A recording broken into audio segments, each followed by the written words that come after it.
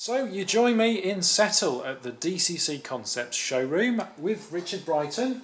Good to see you again. Good to see you. Long time no see. Long time no see. Yeah, and we're here for a new product launch. So Richard's going to talk us through this innovative product, which I think you'll agree is going to change, or I hope you'll agree, will change the landscape of model railway operation and control as we've come to know it. So Richard, you have the floor, take it away. DCC is a fantastic tool, okay? It lets you control your trains, it lets you have light, it lets you have sound, it lets you have all sorts of wonderful things.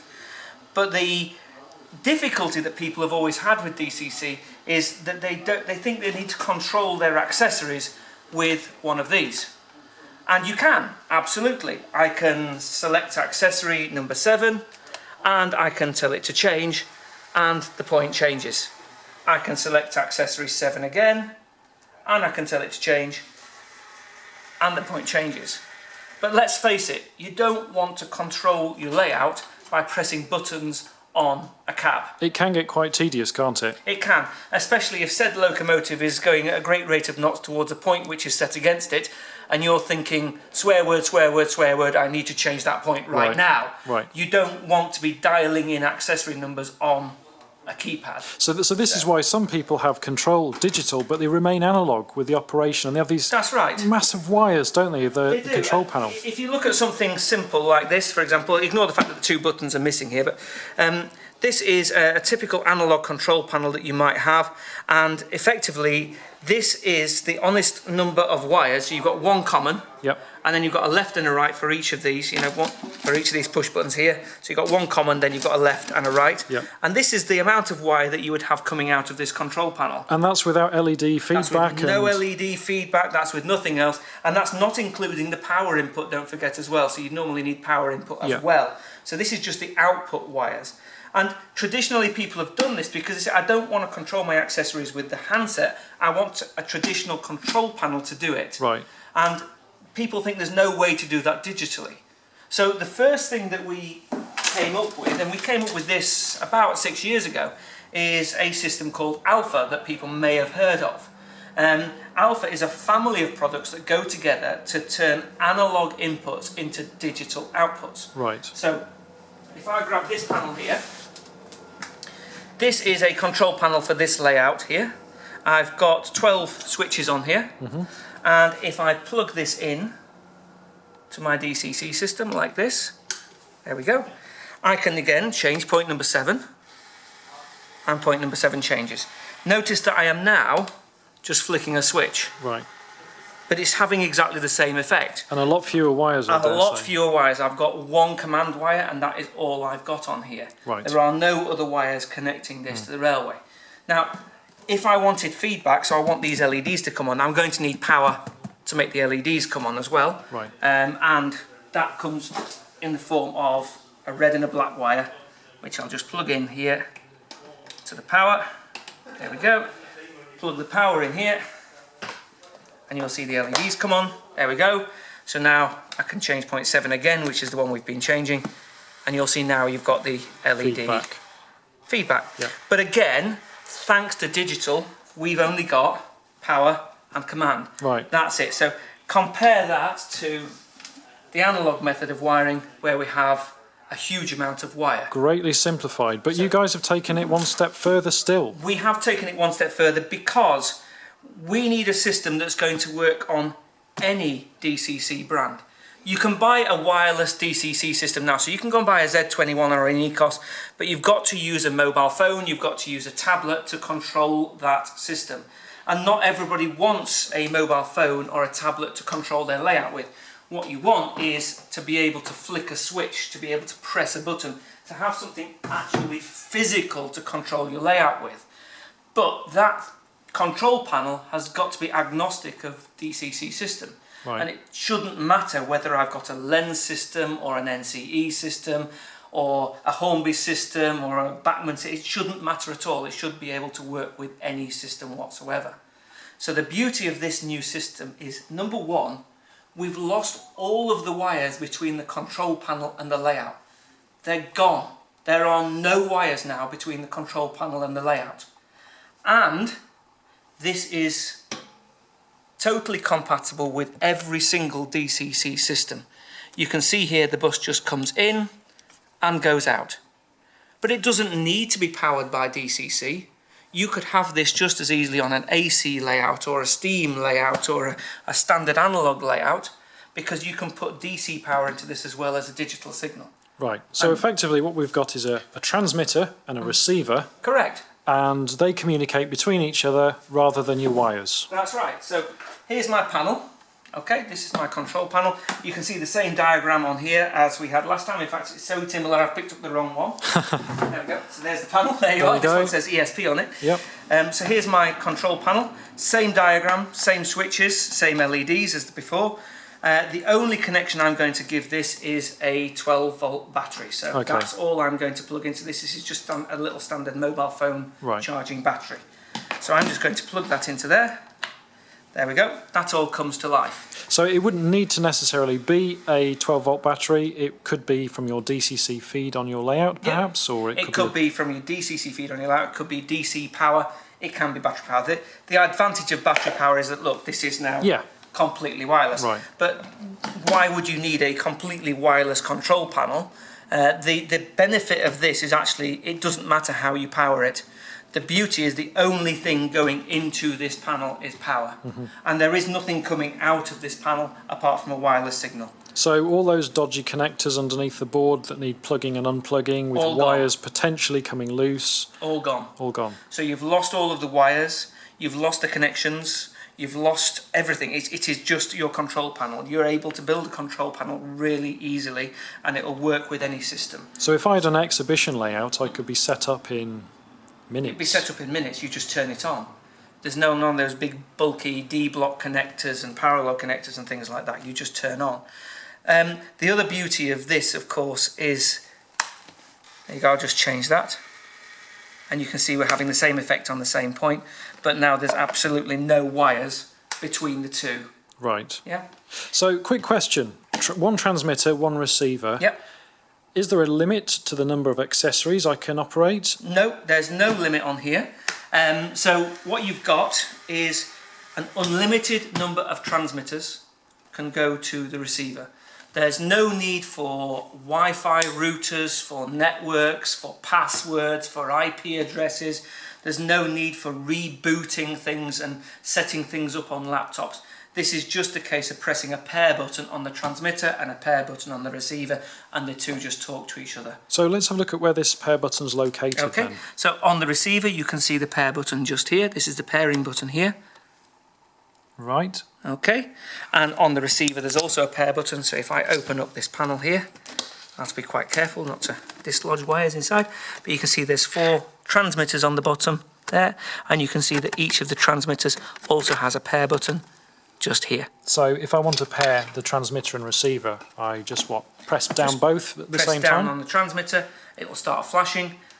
Press pair on the receiver, that will start flashing, then they'll stop flashing and they're paired. Right. That's really easy. And again, I have to stress, no routers, no Wi-Fi, no computers, just pair them up. And if I switch it off and switch it back on, they'll remain paired? Absolutely. So if I turn off the power here, I'll unplug the battery. There's now no wires whatsoever going to this. There's no power whatsoever. If I then plug this back in and turn on, within about 1 second or so, that's now paired up and working. So a quick question, this is a wireless system. Yep. If somebody was to operate, say at an exhibition, the same system next to me, would the two interfere? Not at all. So each transmitter will only work with the receiver to which it's paired. And because of unlimited number of transmitters linked with that receiver, you can have as big a control panel as you want linked to it. And because they're paired exclusively with that receiver, it doesn't matter if you've got 3 or 4 layouts next to you using the same system, you won't get any crosstalk or any interference. Neither will it be affected by people's Wi-Fi networks in the hall because it operates on a completely different principle. Okay, so what's the range like on this system?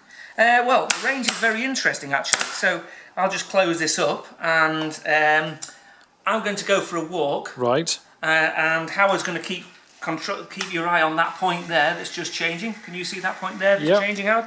So I'm going to flick that. There we go, it's changed. Okay, so I'm going to walk away now. You can just bring your camera up if you like, so you can see me walking away. So I'm over here now. Can you still see me? I can, yep. I'll flip that point again. There you go. Yep. Okay, now I'm going to walk out of the door now. Was it something I said? So I'm walking away now. I'm going out of the door. He's gone. I've gone. Bye. And it's still working. Did that work? It did, yeah. I'm back. Yeah. So yeah, in terms of range, no problem whatsoever. Right. And you've also got to bear in mind that immediately outside that door is a great big EE4G transmitter, Right. which kills anything on Wi-Fi. Okay. I can literally take my phone outside, and as soon as I walk out that door, I get 0 bars. Okay. Right. So this is doing extremely well to sort of compete with that as well. Yes. Yeah. The beauty here is we've got a system which works regardless of DCC system, that operates any type of switch you want. So you could have a lever, you can have a toggle switch, you can have a push button, you can have stud and probe, you could even plug 2 wires into a potato if you want, Right. and it would work. So regardless of layout accessory, you could use this Yep. on many different devices. And just as an aside, all of these switches are 3-wire switches. You've got a left, a common, and a right. And we've even reduced that wiring because each input is a 2-wire input. Right. So the switch becomes basically on, which is left and common, or off, which is right and common. Right. So actually you only need 2 wires from each switch, not 3. So it's all even logic. the internal wiring is reduced. It's Yeah. all logic based. And logic feedback as well, I'm guessing. Yep, absolutely right. So we can power the LEDs from the feedback received from the point.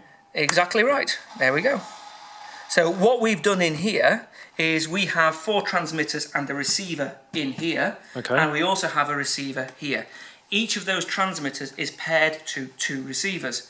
This receiver sends the command out on the layout to change the point. This receiver in here sends the command to the mimic LEDs to change the LED on the panel. I'm with you, okay. And we only need 1 power input to make the whole system work. Okay, well, quick question.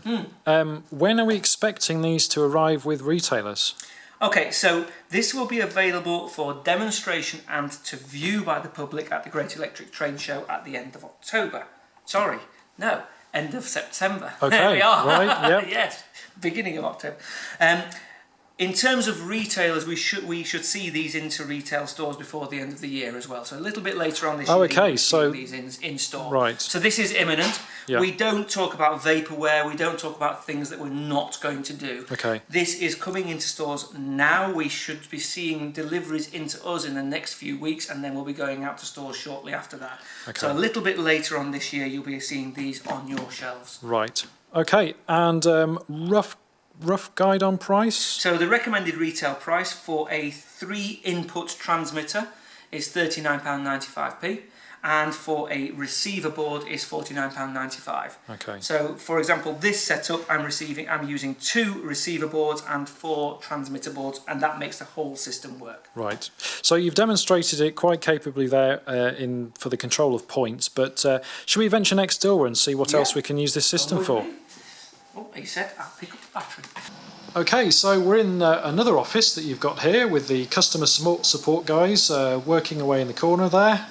And, well, Richard. Hello again. Yeah, hello again. A big control panel this time. Well, this is actually a locomotive detection system here that we've got, a sort of train detection system. Each section on the layout that you can see has got an LMID, or Legacy Models Induction Detector, on each section. That's detecting current draw from a locomotive. Right. When it detects that, it sends its output to high. When the locomotive has gone over that section and isn't drawing power anymore, it goes to low. So that means high being you've got power on and low low being off. Okay? Right. So each of those LMIDs is plugged into a transmitter unit.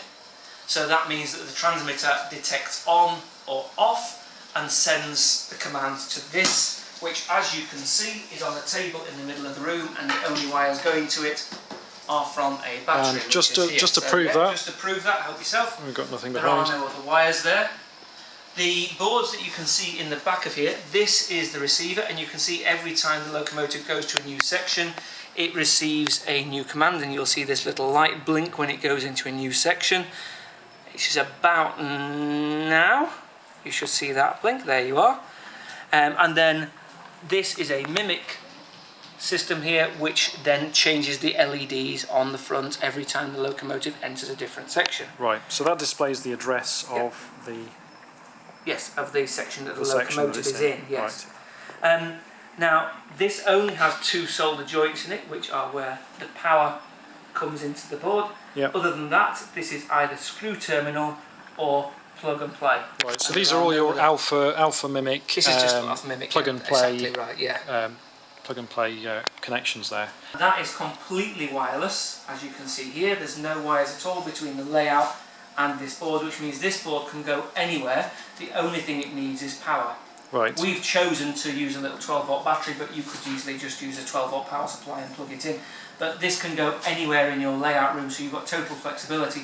And what you haven't got is, for every single one of these sections, having a couple of wires coming from that detector all the way around the layout and up to this panel, Sure. where you would then come out. Now, traditionally, this board would be mounted up there on the wall. Yep. If you look at the hole, that's the sort of size of hole you would need if this was analog. For the number of wires. For the number of wires that would come Right. into this thing. Actually, as you see, there are only 2 wires coming out of that hole there, which are the standard power wires, which Yep. normally power this up. So for the demonstration that we've got here, I've just plugged it into a battery. So give us an idea, how many detectors have we got around this layout? Because it's a sizable layout. This is, for most people, quite a large layout, isn't it? Yes, it is. So this is almost a worst case scenario on It the is. number of wires behind. I mean, we have 48 transmitters on this layout in here, Yep. and that's all linked to 1 receiver. It could quite easily be 48 transmitters linked to 2 receivers if you wish, but this is 48 transmitters linked to 1 receiver. Right. They're all transmitting at multiple times, so this one you can see here is transmitting here, but if I grab this wagon set here, which have got resistors on the wheels... Are we allowed to show that? Yeah, we can show that they've got resistors on the wheels, so turn that upside down, there you go, you can see there's resistors on those wheels Now, there. how did those There resistors you are. get on those wheels? Well, that will be an upcoming product, so watch this space. Okay. So if I put this onto the layout, like so, this is where I want a re-railing ramp, isn't it?